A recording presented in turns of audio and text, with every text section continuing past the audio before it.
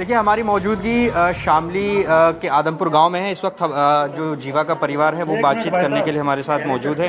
आप बताइए कि क्या कहना चाहेंगी? भाई मैं यही कहना चाहती हूँ कि मेरी बेटी को इंसाफ मिलना चाहिए और वो अपने बच्चे पालना ऐसे कुछ कर दे, प्रशासन ऐसा कुछ कर दे। वो तो उन्होंने कर दिया जो उन्होंने करना था, वो ले लिया, लेकिन बेटी को गुनहगार नहीं है। उसे ऐसा करो कि वो अपने बच्चे लेकिन कोर्ट में जिस तरह से हत्या हुई है, वकील के भेष में हत्यारा आया था, उस पर क्या कहना है आपका? उस पर तो बेटा प्रशासन की कमी है, कुछ ना कमी तो जरूर है। ऐसे कैसे चले गए हम? पुलिस ने क्यों नहीं देखा, चेक क्यों नहीं करा? अच्छा, क्यों नहीं करा चेक? कोई बताता है ना तो चेक करते हैं ना। तो उन्हें बंदूक हथियार कैसे मिल गए और कैसे कपड़े मिल गए वकील के? कुछ तो बात रही हो, किसी की तो कमी है। कहा जा रहा है कि बुलेट प्रूफ जैकेट होती थी जीवा पर, तो क्या कल बुलेट प्रूफ जैकेट नहीं थी? उसे दी नहीं उन लोगों ने।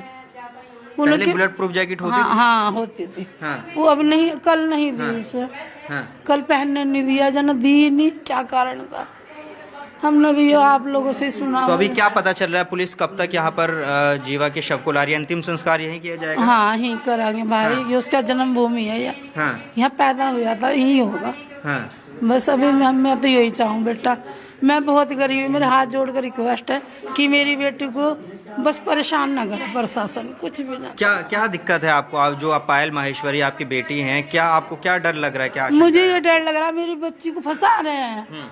जैसे अमीद रहमत की घरवाली को फंसा जा रहा है, मेरी बेटी को ऐसे फंसा रहे लोग। वक्त क्यों फंसा रहे भाई? वो तो पति सुनते, पति तो उसके अंदर ही दबा, बच्चे पाल ली थी, बच्चे तो पाल ली थी, छोटे छोटे उसके बच्चे हैं, तो क्या कर रही थी? एक पत्नी का धर्म तो निभा रही थी, कई बाहर तो जाती नहीं थी, और क्या कर रही थी? लेकिन इतने सारे मुकदमे थे जीवा के ऊपर, लोगों को डराता था, धमकाता था, इस तरह की बात सामने आ रही है। तो वो मुकदमा आपकी बेटी पर भी है, पायल माहेश्वरी पर, वो भी फरार हैं। वो पायल माहेश्वरी आएंगी क्या? झूठा है, हमें नहीं पता भाई, मेरे साथ तो कुछ बात नहीं होती, मैं तो हरिद्वार रहती हूँ। मेरे से को लेकर क्या कहना है? हाँ, पायल माहेश्वरी के ऊपर मुकदमे हैं, उसका मुकदमा तो झूठा है भाई। हाँ। मेरी बेटी तो बिल्कुल नहीं ऐसी है। हाँ। बिल्कुल नहीं, मैं वादा करती हूँ अपनी बेटी की तरफ से, मेरी बेटी बिल्कुल गुनहगार नहीं है, बिल्कुल साफ सुथरी बेटी है मेरी। हाँ। मैंने पाली, मैंने 9 महीने पेट में रखी अपनी बेटी। मुझे रुक जाओ मेरी बेटी। देखिए, जीवा की सास हैं और जीवा की माँ भी हैं हमारे साथ बातचीत करने के लिए। क्या कहेंगे आप?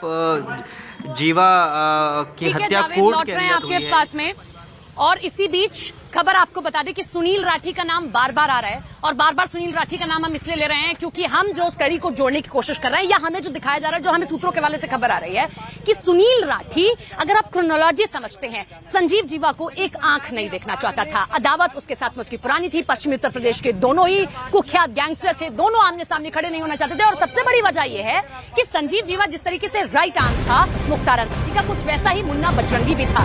मुन्ना बजरंगी की 2018 में इसी तरीके से जेल के अंदर हत्या करवा देता है सुनील राठी। और इसी के साथ में जो है ये सवाल खड़े होने लगते हैं कि जो ये शूटर है, जो कल वकील के भेष में आता है, मैं 10 से 12 हजार की नौकरी करता है, उसको आखिर लाखों के या जो रिवॉल्वर है वो कौन उपलब्ध करा देता है?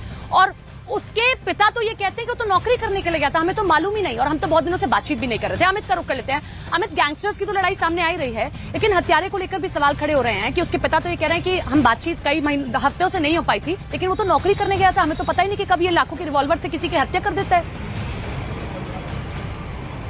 देखिए, ये भी इन्वेस्टिगेशन का विषय है कि जो उसके पिता बोल रहे हैं कि मुंबई में वो नौकरी करने के लिए गया था, वाकई में वो मुंबई में नौकरी कर रहा था या किसी बड़े गैंगस्टर के वो संपर्क में था। क्योंकि अगर अतीक अहमद और अशरफ अहमद के हम मोडस ऑपरेंडी को देखें तो वहाँ भी पत्रकार बन के, जर्नलिस्ट बन के जो आरोपी थे वो हत्या करने के लिए वहाँ पर पहुंचे थे। और यहाँ भी वकील के वेशभूषा में, बाकायदे हाथ में फाइल लेके, पेन लेकर, काली कोट पहनकर आरोपी पहुंचा हुआ था। तो मोडस ऑपरेंडी एक ही जैसी है। पुलिस इस मामले में इन्वेस्टिगेशन कर रही है। सुनील राठी पर शक है, और जो पुलिस सूत्र बता रहे हैं कि कहीं ना कहीं सुनील राठी और संजीव माहेश्वरी के बीच में पश्चिमी उत्तर प्रदेश में, एक चीज और अगर हम देखें कि अतीक अशरफ के जो हत्यारे थे रेकी उनकी ओर से की गई थी, कुछ ऐसा क्या इसमें भी सामने आया है? क्योंकि एक दिन में सब कुछ प्लान नहीं बन सकता, कोर्ट रूम के अंदर सब कुछ हो जाए, यानी कि रेकी पहले से थी या कोई भी मददगार और भी था क्या?